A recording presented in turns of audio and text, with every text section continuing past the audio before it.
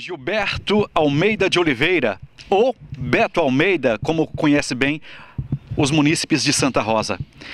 A gente está aqui para conversar com essa importante figura que muito orgulha Santa Rosa, porque saiu daqui, conquistou o mundo, 20 anos depois, voltou e hoje é um dos grandes defensores da nossa região. Beto, seja bem-vindo. Essa é uma série de entrevistas que a gente faz com pré-candidatos ao Parlamento, seja estadual ou federal da nossa região, para apresentar ao nosso público do Gaudério News quem são os nossos possíveis eleitos para o próximo ano. Seja bem-vindo. Olá, público do Gaudério News, é uma satisfação poder estar aqui com vocês.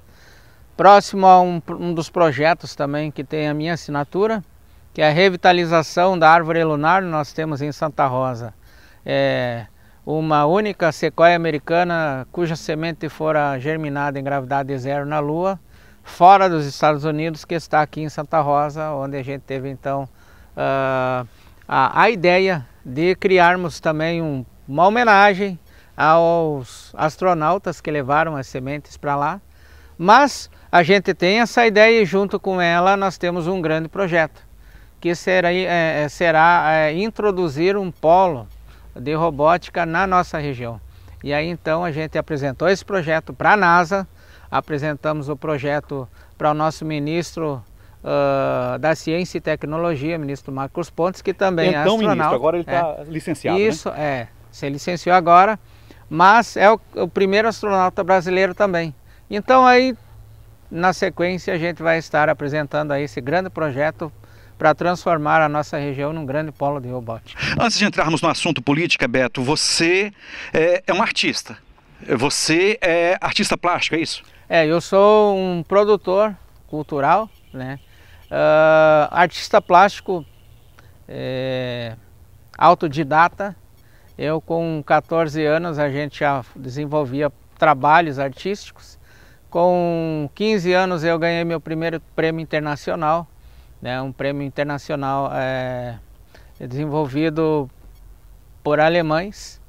E aí então eu fui o campeão mundial, no caso, né? Na minha categoria, na categoria desenho. E aí daí para frente então a gente começou a desenvolver projetos. Nesse tempo você ainda morava em Santa Rosa? Morava em Santa Rosa ainda. Quando é que você foi para o Rio de Janeiro? Você trabalhou na Globo? O Rio de Janeiro eu fui com 20 anos de idade. Com 20 para 21 anos a gente resolveu ir para o Rio de Janeiro em busca de novos trabalhos, novas oportunidades. E na sequência eu retornei a Santa Rosa e aí então eu casei e retornei novamente para o Rio de Janeiro e aí então com esse sonho de trabalhar na televisão. E daí deu certo? Um ano depois a gente já estava trabalhando na televisão. Você chegou a trabalhar com a apresentadora Xuxa. Ela te ajudou nessa chegada à televisão ou você a conheceu lá dentro da TV Globo? Não, aí é que tá. O pessoal sempre pergunta, né? Sim. Ah, a Xuxa levou você? Não. Eu, lá dentro da Rede Globo, eu fui trabalhar no Projac e também no Jardim Botânico. A gente tinha duas frentes, o Projac recém-inaugurado e o Jardim Botânico, o Teatro Fênix, né? Onde se gravava o Faustão, a Xuxa, o Planeta Xuxa, o Show da Xuxa, né? O Sítio do Pica-Pau. Então tinha vários produtos e aí então eu ficava mais no Teatro Fênix. Você era cenógrafo? O que você fazia lá? Eu fazia parte da equipe de cenografia. Cenografia. E aí então, na sequência, falaram, você vai desenvolver trabalhos também com a Xuxa. E aí, a Xuxa lá no ensaio, lá ensaiando e tudo mais e tal, e eu cheguei, dei um oi para ela, e aí falei, sou de Santa Rosa. Que legal. Sabe que me aconteceu uma experiência idêntica a essa? Um dia desse eu estava em Criciúmal, onde Fernando e Sorocaba iam tocar. Eu encontrei Fernando, que também é nascido na minha cidade. É muito legal encontrar os conterrâneos fora de casa, né? Muito bacana, muito bacana. Legal. E aí eu falei, sou de Santa Rosa. Ela, mentira. Eu falei, sim, sou de lá. O que você está fazendo aqui? Trabalhando. Mas você está comigo então? Tô. Que legal. E aí isso aí a gente criou então um vínculo e passei a trazer ideias também. Né? O pórtico da Xuxa aqui em Santa Rosa, você trabalhou nele? Então, esse pórtico a gente lá na Rede Globo, a gente fez todo um trabalho, projeto e mandamos para cá e ele foi executado aqui. Que legal. Conforme a gente fez o desenho, né? Então a gente fez a criação e como a gente já tinha uma noção de como era a nossa cidade, de como era a nossa avenida. Eu digo isso porque é uma das obras que marcam Santa Rosa, é essa obra, tem essa aqui. É o cartão postal. É o cartão postal. É. E tem outras, tem muitas outras. Tem outras. outras mais, a gente tem também, nós demos o pontapé inicial no Parque Tapeporã também, onde a gente tem também desenvolvido o início, a criação do conceito, porque na verdade era uma ideia de muitos anos, grupos também, cidade interativa, o pessoal sempre pedindo para que aquele lugar fosse transformado num parque. Né? Ficou bonito, né? E aí então foi criado depois uma comissão e a gente foi e apresentou um conceito, né, que depois foi aprimorado, enfim, né, então é a mesma coisa que você apresentar o projeto de uma casa e aí eles, não, de repente a gente muda, bota esse quarto para cá, puxa aqui e lá, às vezes até melhora, né? Então foi assim que surgiu o Parque Tapeporã, que também é muito interessante dentro dessa linha, que eu tenho desenvolvido projetos voltados para o Guaranítico, né, para o Tupi-Guarani. E aí, Tapeporã em Guarani também quer dizer caminho bonito. Então essas obras, elas têm... Eu só sabia Cunhaporã, que é moça bonita, agora Tape, que é lugar bonito daí. Lugar bonito, caminho bonito. E ficou realmente bonito. E ele, quando concluído, ele vai ser o maior parque linear da América do Sul. Mas a ideia é que ele seja até o final aí com 10 quilômetros. 10 quilômetros. Então... E até hoje você está envolvido com esses marcos que simbolizam as cidades. Outro dia eu estive trabalhando num pórtico também. Que cidade era? Porto Lucena. A gente está com um projeto lá muito grande, que é voltado para o berço da cultura sueca. Campina das Missões, a gente deu também todo um pontapé inicial na gestão anterior, junto com o Dr. Jacinto Zabolowski.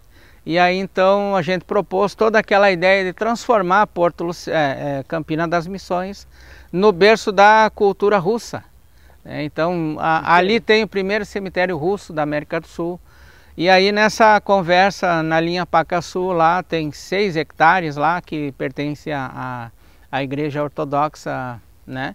E aí então o que daria para fazer?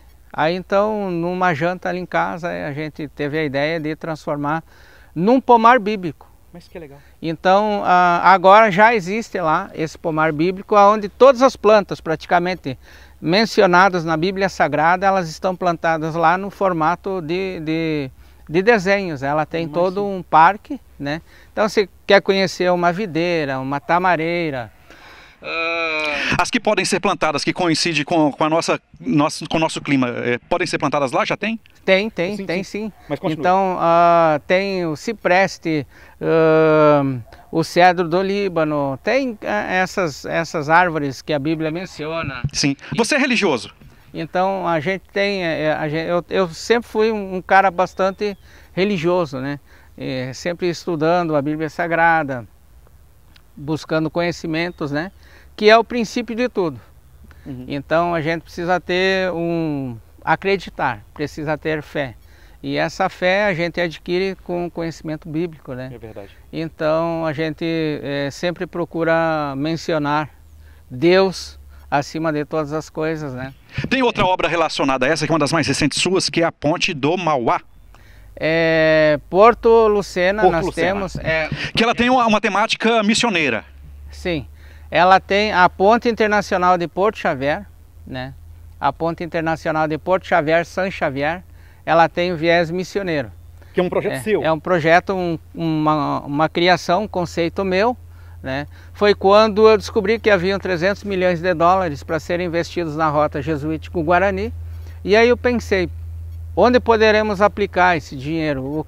O que dá para se fazer para aportar então recursos? E aí então eu tive a ideia, se fizéssemos uma ponte com uma cruz missioneira, com elementos guaraníticos, né, com um portal representando São Miguel, né, então eu apresentei essa ideia, ela foi aceita, foi levada para a comissão, a Associação dos Municípios das Missões, a AMM, apresentada na FENAMILHO para o ministro do Turismo, e ela foi então aceita por unanimidade por todas, e aí depois ela foi colocada dentro da Rota Jesuítico-Guarani, que é uma composição de 5 países que compõem essa rota.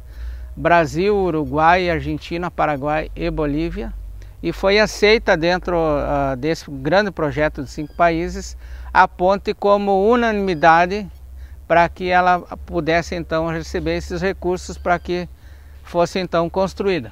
Vai fazer parte daquela rota turística ali. Exatamente. E aí então ela entrou para o nosso projeto mais globalizado, né?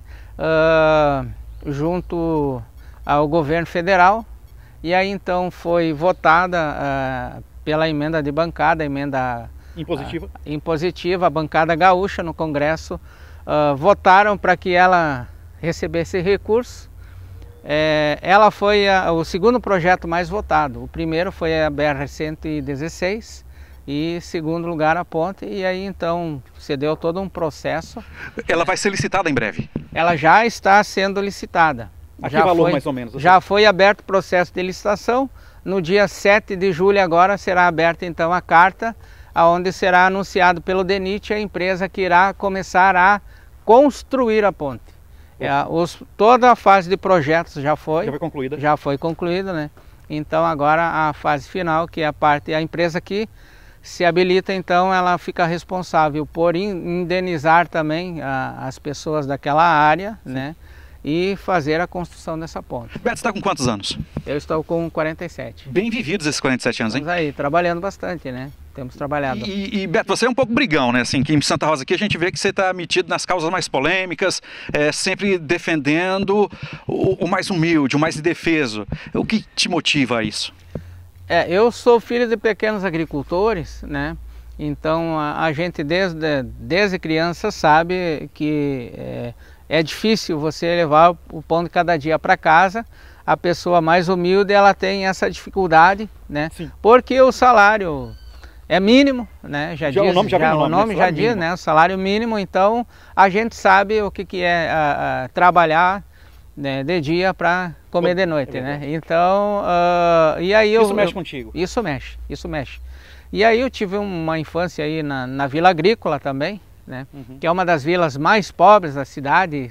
Era, né? Hoje é uma vila bacana, toda asfaltada, toda bonitinha, né? Toda arrumada.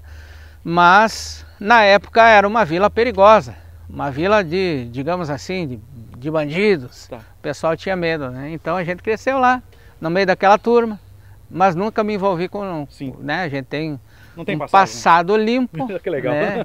A nossa ficha é limpa, então para você ser candidato, você tem que ser ficha limpa, né? Então, ou tem que ter quitado o seu débito com a sociedade, né? No mínimo. Então, tem gente aí que não quitou o débito e está concorrendo. Está concorrendo ainda, exatamente. Qual é a sua ideia de seu espectro político? Já que a gente já entrou nessa seara de conservadorismo, que está com a sociedade, qual é o seu pensamento político? Ele está mais à esquerda, mais ao centro, mais à direita? Como que é? O meu pensamento sempre foi centralizado, né? Inclinado para a esquerda ou para a direita? Inclinado sempre para a direita, né? Então, a gente vem desde o princípio, a gente acredita no que a Bíblia relata, naqueles princípios bíblicos, né? E a gente sabe que a esquerda ela sempre leva mais progressista, mais liberal, né? Digamos assim. Então, como a gente já tem aquele ensinamento, então eu desde pequeno a gente aprendeu a pedir a bênção, né? A respeitar os mais velhos. A respeitar os mais velhos, né? Chamar a pessoa mais velha de senhor. Eu não consigo chamar o mais velho de tu. Você. Né? Você. Então a gente vem desse caminho, né? Então eu ainda, digamos assim, eu sou um cara que prezo por isso, e eu acho que não entro no mérito da questão aí se a pessoa opta por algo... Sim, é porque a gente quando fala esquerda-direita, assim, a esquerda ela é mais liberal na pauta de costume, só que a direita é mais liberal na pauta econômica. Então a gente precisa disso. O direito é conservador já na pauta de costumes, né? Enquanto que a esquerda é mais liberal, questão de aborto, questão de ideologia de gênero, essa coisa toda. Sem nenhuma crítica a qualquer um dos pensamentos, a gente vive num país democrático que tem suas representações em ambos os pensamentos, né? Só que você se centra mais, como disse, ao centro-direita. Mais Bolsonaro por aí, sim. Mas nas minhas atitudes eu nunca, a gente procura sempre trazer aquele referencial centralizado de que todos possuem o mesmo direito. Exatamente. Então, eu brigo por isso. Somos iguais e não podemos ter uns mais iguais que os outros, né? Sim. Somos iguais. Então, direitos iguais. Se esse daqui pode, o outro também pode. Então, eu sou aquele cara de que brigo. Se esse daqui tem direito, o outro também tem. Você quer igualar a situação então, aí nesse caso? A gente precisa disso. A gente precisa... Então, se existe recurso para isso, vamos investir nesse problema. Entendeu? Então, às vezes eu sou tido como um cara polêmico, eu não sou polêmico. É que eu disse, você é meio brigãozinho. Eu sou um cara que brigo pelos direitos daquelas pessoas que não têm voz. Né? Às vezes a pessoa não sabe se expressar. Já te chamaram de chato, Beto? Algumas vezes já, né? Te incomoda? Não me incomoda, não. Eu me sinto hoje muito bem e sou muito feliz em fazer aquilo que dá resultado. E daí quando você voltou para Santa Rosa faz o quê? 4, 5 anos? Isso já tem agora aí indo para uns 6 anos aí. Daí você pensou que a política pode te dar mais voz, é isso? Eu acho que nós precisamos ter alguém que represente o povo e que não vá lá e não se venda. Então, diante dessa situação, eu pensei, olha, eu acho... Por que você se acha invendável? Como você me ensinou essa palavra há pouco. Por que você acha que vai chegar lá e não vai seguir o fluxo? Eu sou um cara muito turrão, sabe? Então, no tira bom a cabeça, sentido. Mas não tira o pensamento. Não. Vamos lá, vamos conversar. Vamos sim, vamos conversar. Qual é a sua ideia? A minha ideia é essa, e a sua? Eu questiono por que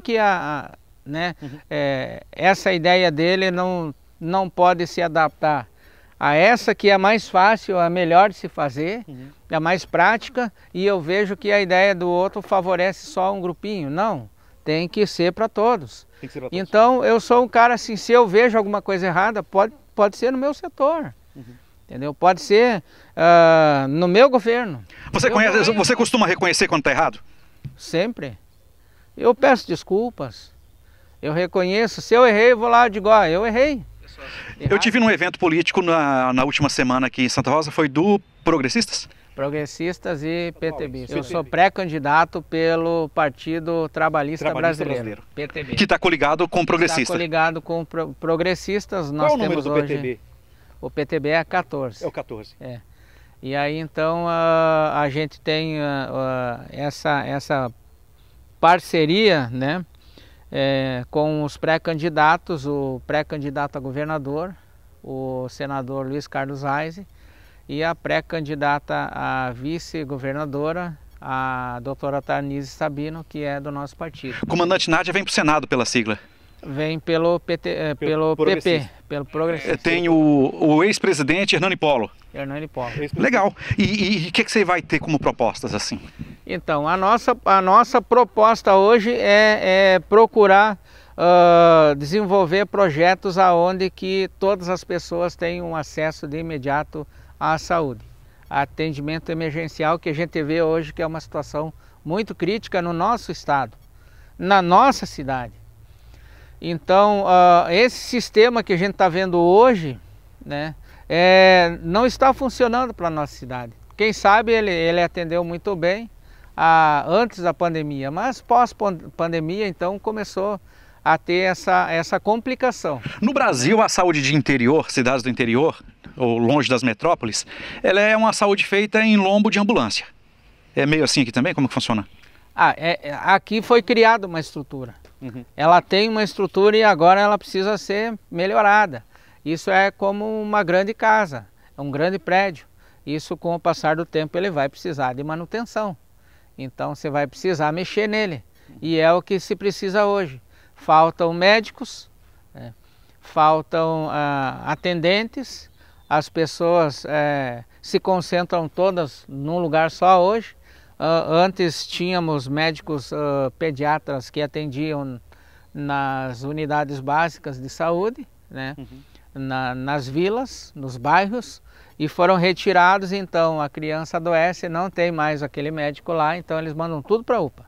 Sim. E aí vem tem a parte hoje o inverno, Sim. né? Isso já complica, né? Então a questão respiratória. Aí tem as crianças, aí tem os idosos, tem aquelas pessoas também que sofrem traumas, acidentes, a questão emergencial. Todos eles recorrem a esse mesmo lugar. E aí então daí tem tumultua tudo, né? E aí essa deficiência hoje, né? Que quando se fala hoje qual é o maior problema em Santa Rosa, sem sombra de dúvidas, é a saúde. Segundo, problema não Santa Rosa, mas a região, porque você está pretendendo ser um deputado estadual e com força em toda a região, fronteira noroeste por aqui, né? A nossa região, para você ter eu só vou pegar um exemplo. Quando nós apresentamos o projeto lá para Campina das Missões, para criar o pomar bíblico, fazer um melhoramento no entorno, onde tem o local onde foi construída a primeira capela ortodoxa da América do Sul, né, da comunidade russa, precisa ter um acesso melhorado. E aí era estrada de chão. Já agora já tem recurso, então começaram já todo um processo agora de calçamento naquele local até a cidade, ou seja... Beto, a gente está aqui numa das regiões mais distantes da capital. E o governador, ele fica lá na capital, no prédio dele. Não, é difícil ele vir aqui para tão distante. É preciso ter um olho aqui para levar essa imagem lá e levar as demandas. Exatamente, é o que a gente vem pregando sempre. Para nós termos algo bacana, a pessoa precisa ter um acesso, né? Precisa ser melhorado. E aí, fora isso, nós temos hoje todo esse nosso potencial do agronegócio, né? Berço nacional da soja, a produção agora. Reconhecido. Nós temos hoje o frigorífico, que é o maior PIB do município, que provém também da produção dos suínos. Tudo isso precisa ser escoado, de boas estradas. Então, e hoje de boa não tem nada. Você não tem um acostamento. Isso também. Furou um pneu, você está correndo um risco de ser atropelado, né? Dependendo do lugar, você não tem nem como parar o teu carro. E aí, se fura um pneu, você precisa trocar. E aí, então, isso tudo, a gente precisa melhorar e nós precisamos levar essa demanda.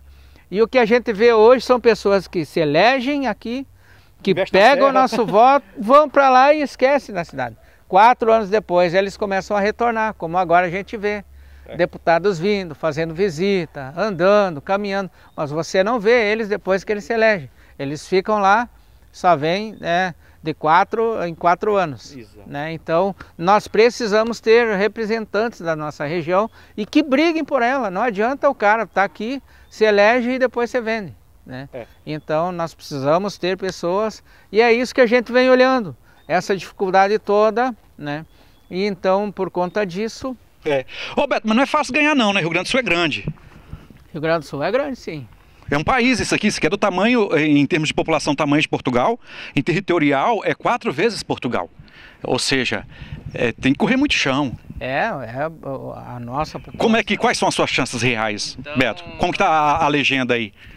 Hoje o PTB ele é um partido que está sendo reestruturado no Rio Grande do Sul. Ele vem com... uma cara nova. Muitos dos que estavam no partido, eles foram para outros partidos, migraram. Deu uma oxigenada, né? Então? Deu uma oxigenada total. A questão do conservadorismo hoje é muito forte dentro do nosso partido.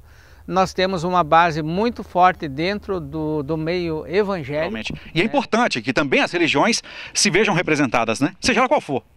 Seja ela qual for, você precisa ter alguém que dê voz àquela comunidade, àquele povo.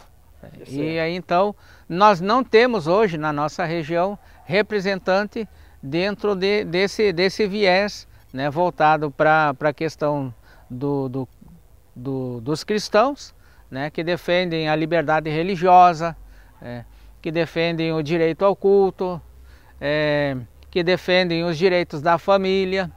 Então, tudo isso a gente precisa de alguém que represente. E nós não temos hoje na nossa região nenhum representante. Então, dentro disso, o PTB ele vem com essa ideologia, com essa cara nova, né, com pessoas dispostas a mudar e trazer tudo o que de bom temos para apresentar à nossa sociedade. Beto, Foi um prazer conversar contigo, foi uma alegria conhecer sua história. E sucesso, cara. Sucesso. Obrigado. É um pleito difícil, mas você é guerreiro. Isso aí. Nós temos hoje todas as condições de, quem sabe aí, sermos o próximo, hoje pré-candidato a deputado estadual, mas futuramente aí poderemos ser mais uma voz representando a nossa cidade e a nossa região.